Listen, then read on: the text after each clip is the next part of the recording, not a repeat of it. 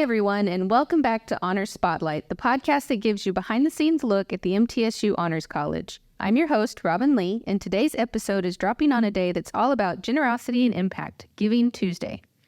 We're diving into a topic that might sound a little formal at first, but trust me, it's one of the most powerful ways people are helping students thrive, endowments. Now, if you're thinking finance talk, hang with me, because this episode is really about how gifts, big, small, and everything in between, are fueling opportunities, opening doors, and helping honors students do amazing things. Joining me are two incredible guests from MTSU's Development Office, Katie Enzor, a fundraising expert who's passionate about making higher education more accessible and impactful, and Johari Hamilton, an Honors College alumna, who now works closely with donors and knows firsthand how giving can change a student's path. We're breaking down what an endowment actually is, how it works, and why Giving Tuesday is the perfect moment to invest in the next generation of leaders, researchers, creatives, and changemakers. So let's jump in and discover how generosity is shaping lives one student at a time. So we'll start off with introductions. Can each of you tell me a little bit about your background and your current role in the Development Office and your connection to the Honors College? So glad to be here. Thank you, Robin, for having us today. My name's Katie Enzor, and I'm the Director of Development Initiatives. Mostly that is a broad range of something that looks a lot like helping different units on campus be able to have impact. My favorite one so far has been to work with the Honors College and also the James E. Walker Library.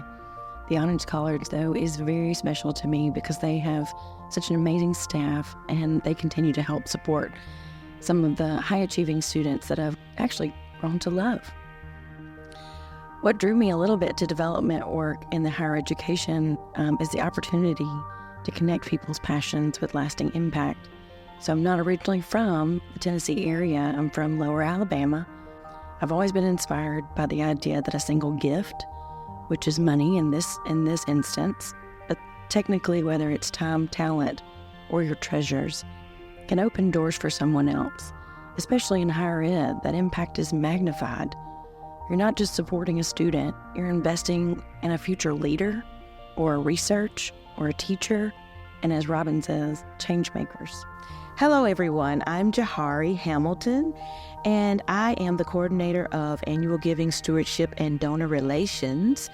I think my main inspiration for being a part of this office and doing this work comes from being an honor student and being a part of Middle Tennessee State University and wanting to give back. I was challenged by a donor from the Honors College.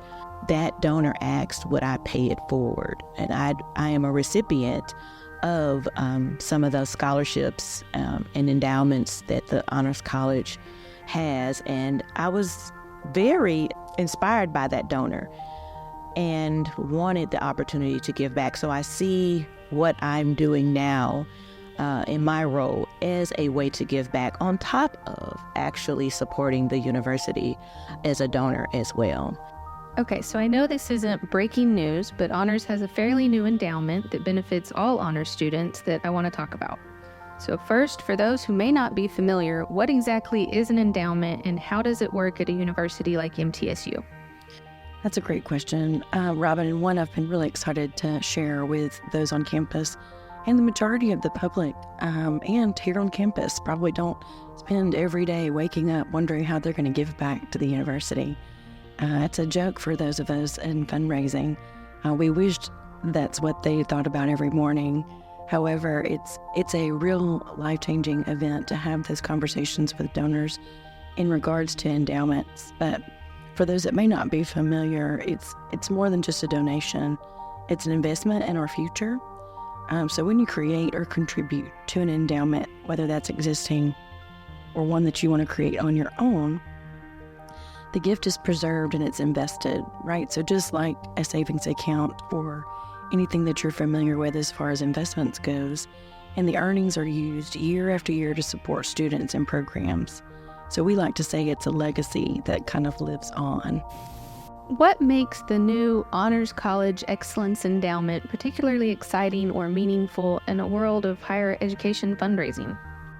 When it came to celebrating our 50th anniversary several years ago, there was talk around kind of, is it going to be a party? Is it going to be a fun letter? Is it going to be having individuals come together and just celebrate what it is that so many individuals like June McCash, who started the programming, the Martin brothers, who helped certainly create a lasting impact as far as creating the money for the building.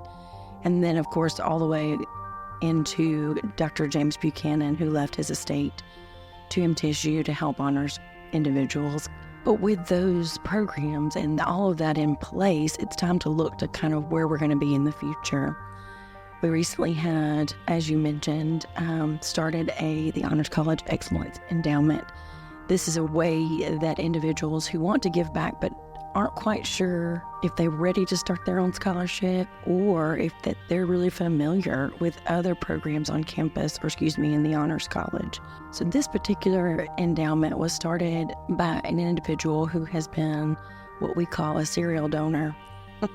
But truly, this is where an individual who loves giving back so much that they choose different parts of campus to generate money and or programs. Yeah, I mean, it's incredibly important to have something sustainable and an independent funding program such as that, just to help out students in today's climate. To change gears a little bit, we know that honor students are already doing incredible things, from research to study abroad. Johari, I'm going to let you speak for a minute. Just kind of share how donations helped you when you were a member of the Honors College as a student, and just share your experience in that. Let me start by saying that I am a non-traditional student, and I always wanted to have the opportunity to study abroad. Didn't know how that could come to fruition. Study abroad costs, there's a cost involved. And I didn't know also just the timing. I came to MTSU through the honors program as a transfer student, which means that I transferred from a community college, and that my time here was going to be short, only 2 years, and I had those 2 years to finish my degree. So the timing, the money, didn't know how all that was going to work, but working with some of the staff in the Honors College and the university, they provided opportunities for transfer fellows like myself to study abroad. I found out that there were monies set aside just for that, just for study abroad, just for research, just for conferences. And that's how I was able to pursue to study abroad. I ended up working with the Office of Study Abroad here on campus, but also with, again, staff in the Honors College to pay what ended up being over $8,000 to study abroad. And I just want to say that if you've never studied abroad or never done anything that involved experiential learning, understand that goes so far beyond the classroom. Those types of opportunities and activities and events are life-changing. There's nothing that at this point I could say could have taken the place of that study abroad experience. It was something that challenged me. It was something that made me think about others in a way that I had never thought about others. It was something that also prompted me to want to also give back. And it also prepared me for things like graduate school, which I am attending now here at MTSU, as well as enhancing things like my soft skills and being service-minded as it pertains to my role now. So where did you go on your study abroad experience, and what types of things did you study? So I went to Israel and took a deep dive into the history of the the land, and not just the Jewish culture, but also the Muslim culture, and also so many other cultures that were either represented in that geographical location, but that also are visiting, because there were so many different cultures and people there while we were studying abroad. So learned a lot about the government, learned a lot about the laws, learned a lot about the various people and cultures and languages and backgrounds that are represented there. And it's just such a rich experience that, again, it was life-changing, that I'll never forget. One of the things I'll say that happened there was, of course, a language barrier. They speak English, but not everyone does speak English. So you ran into those instances where you're trying to figure out what they're saying, they're trying to figure out what you're saying. And I ended up contracting COVID for the first time while I was there, so I'd never had COVID. And it's kind of funny.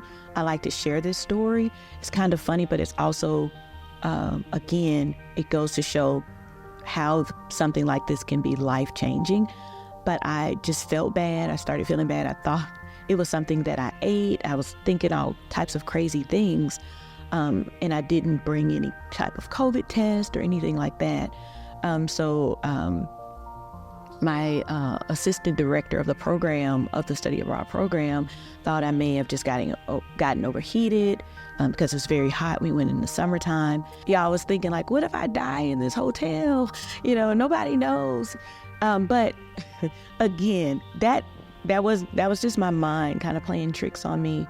I was surrounded by great people. I ended up going to like their pharmacy, and again, a slight language barrier, but I was able to say like cough, headache, and she gave me, the pharmacist gave me what I needed, and I was able to begin to take the meds and feel better, just like I would have if I was in the United States. So, but it just goes to show that people are people all over the world, right? People want to help you feel better. People want to help you be better. And of course, I can't speak for everyone, but that's the feeling that I got there, that no matter where I am in the world, that I will be able to find someone that wants to help someone else. And so I came back with that, and I'll never forget that. That is a wonderful story. So just briefly, how did that experience align with your major, and how does it apply to what you do now? So my major at the time was journalism, and with an emphasis of public relations and strategic media. I love to tell stories. I love to write stories. I love to listen to stories. So the experience did not only provide opportunities to tell my own stories, but to listen to others' stories. And so one of the things that the program required was for us to keep a journal. So for me, it was fun because I got to write about different experiences and then glean from others' experiences while there and come back and tell those stories. For the Honors College, I was asked to write about my experience, so I did that as well. And then I also, for a requirement of one of the scholarships I received, I also did a study abroad podcast episode, or a few episodes, so a podcast series about studying abroad for students at MTSU. So just a fun way to use my skills and take and extend what I learned in the classroom and actually apply it. And as far as my role today, going on the study abroad and being a part of that has helped me understand more about students' needs, barriers to things like activities and events that are beyond the classroom, and why students make the choices they make. Sometimes you just don't know what's available. You don't know what you have access to. Thankfully, the Honors College does a great job at trying to get the word out. But one of the things that we have found in the development office is that most of the time, parents and students and those that want to support just don't know the need or how to go about connecting the needs and opportunities that are available. I think that that's one of the things I learned about on the study abroad was just the process and how there may be a lack of access to the process, a lack of access to the funding that's available, and also a lack of access to other opportunities that are available to students or to supporters that may want to fund those opportunities. On that note, too, Robin, let me add a little personal touch to Johari's story, not knowing her then, but once she came back and actually you had graduated, I had just pretty much started at MTSU and trying to find alumni and individuals who maybe have had that experience that she suggested. I kind of wanted a background story, and so I reached out to Johari essentially as a prospect to kind of say, hey, what does that look like? Exactly what she's explained today. And, fast forward months and months later, she had this opportunity to be with us in the development office. And I remember telling her that story. I reached out to you so I could hear more about what it was. But ultimately, I was hoping that you'd start your first annual gift back. And we laughed. And it can be a challenging conversation for some people. But those of us that really just like to build connections and be amongst those who really, really see the transformation for themselves, or if they've not really been impacted by a scholarship, but they've helped create scholarships, that is another whole impact that they have as far as giving and giving back. So I love that piece of our relationship as far as coworkers, because I straight up was going to be like, Johari, when are you going to start giving back? And she certainly helped me see the story behind the story. So when she says she's a storyteller, it's very true, but it helps me as a fundraiser to know and to see why. Because a lot of times too, Robin, you don't always get in fundraising an incredible success story. You hope you do, and in most cases you do, but there are times when there are barriers to that. And so to be able to share in stories like the honors students, it really just helps bring that warmness into what I do every day. You both made some really great points. One of the biggest misconceptions is that only large gifts make a difference. So how can small recurring donations make an impact over time? Every dollar counts. And I know that sounds very cliche, but it's true. Every dollar does count. Every dollar makes a difference. Just kind of going back to my experience, if someone didn't decide to give that $10 a month or that $25 a month, maybe I would not have had the opportunity to look to the Honors College for assistance, financial assistance for the study abroad. So we definitely want to make sure that our donors and supporters know that no gift is too small. We welcome any size gift. Just think about it. $10 a month is $120 a year. Double that, that's $240 a year. So what are some different ways that individuals can give? So one gift every year is going to help in any way that they use that. So if you can just make that first gift and do it annually, make it come out without you even knowing about it. Whether that's payroll deduction, whether that's on a monthly schedule with your credit card company, certainly we can help you with that. But even in that state, if you're ready and you've been making that consistent gift, like Johari said, it becomes a habit. And then it becomes not only transformational, but you can have that other conversation as far as, now I'm ready. I'm ready to start my own scholarship. I have something in mind that I want to help, whether that's another college on campus or the Honors College, which is what's unique is that we help so many students across campus, right? So we're not just regimented to one program, and that's another uniqueness about the Honors College that I like. And then there are times when they say, I'm ready to create a lasting impact, which is the endowment we mentioned. And these gifts can be made over time. A large majority of our donors start making a $5,000 gift for 5 years, over a 5-year span.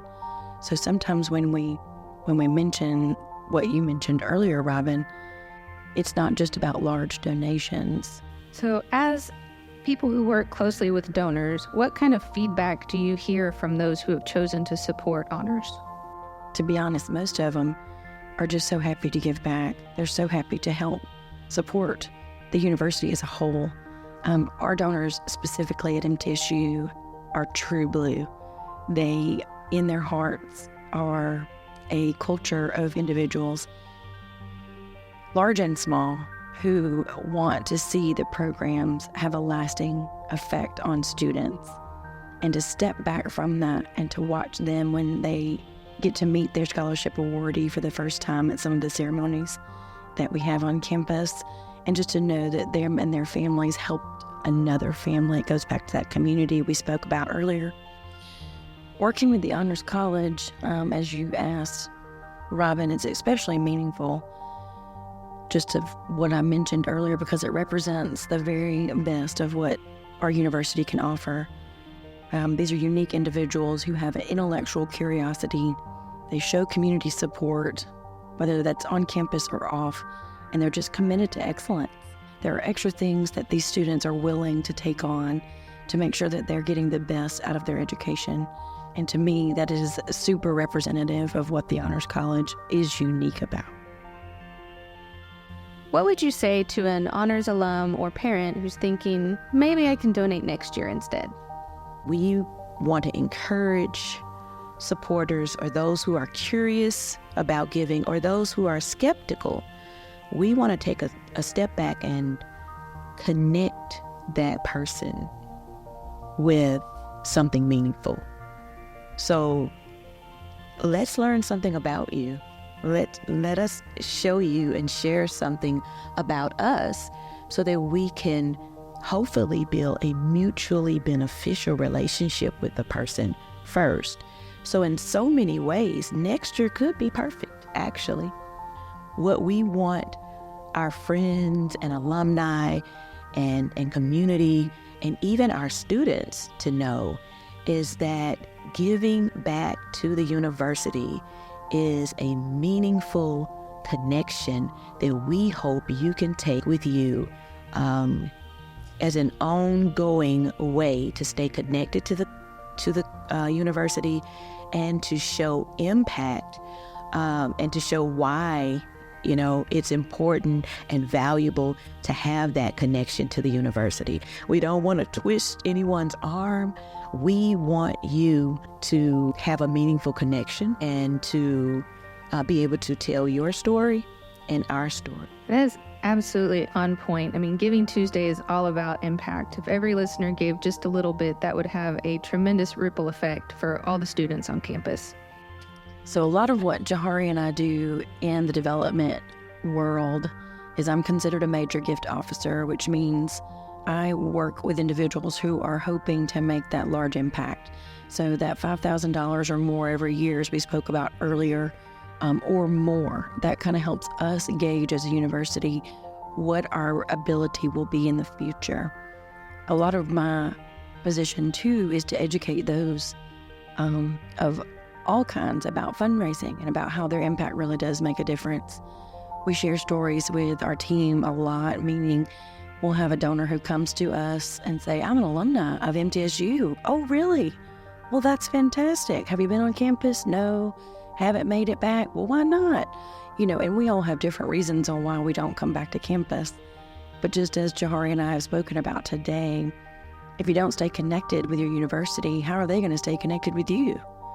So a lot of times, too, we'll have them ask us, well, why didn't you ask me? I could have helped with that. And there's another one of those challenges that we continue to face is if we don't keep up with organizations like MTSU or even the local food bank, really depends on what your charitable giving looks like, then how are they supposed to know that you're able to?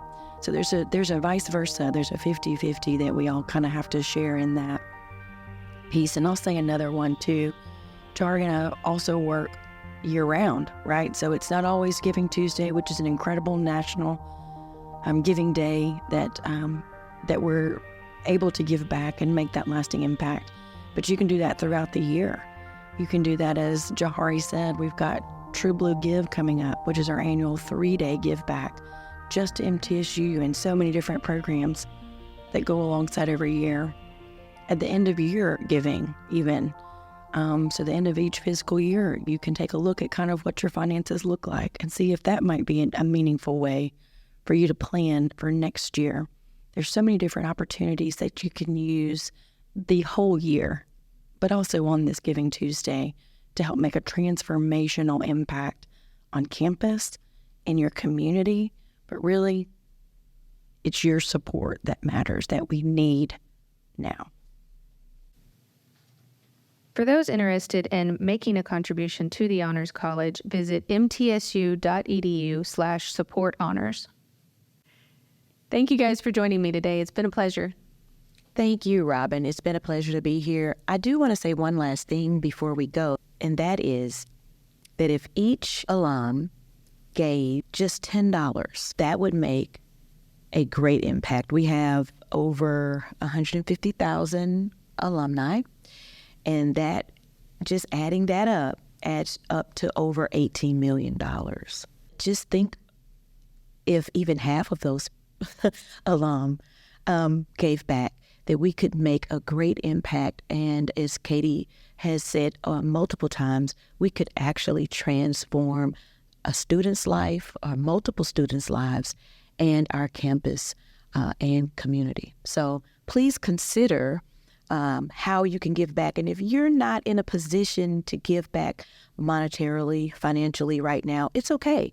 We, again, want you to connect with the MTSU campus community. You can get involved through volunteering. You can get involved through just coming to campus. You can take a tour of campus. Those tours don't cost anything. You will have to schedule the tour, but they're free. I mean, there are other activities. Of course, we have athletics, but there are just a full gamut of activities that you can get involved in. And I promise you that if you come and you get involved and connected with the campus, that you'll find some way in the future to give back. Yes, Robin, thanks again for hosting us today. For your listeners, we just invite you to be a part of this legacy, whether it's creating a named endowment that we mentioned earlier, contributing to an existing one, or making your annual gift today. Every act of generosity matters. Thank you for having us. Thanks for joining us on this episode of Honors Spotlight. We hope you enjoyed getting to know the people, passions, and stories that make the MTSU Honors College so unique. If you like what you heard, be sure to subscribe, leave us a review, and share the podcast with others. You can also follow the Honors College on social media to stay up to date on future episodes and events. To learn more about honors at MTSU, visit honors.mtsu.edu. Until next time, keep learning, keep exploring, and keep being extraordinary.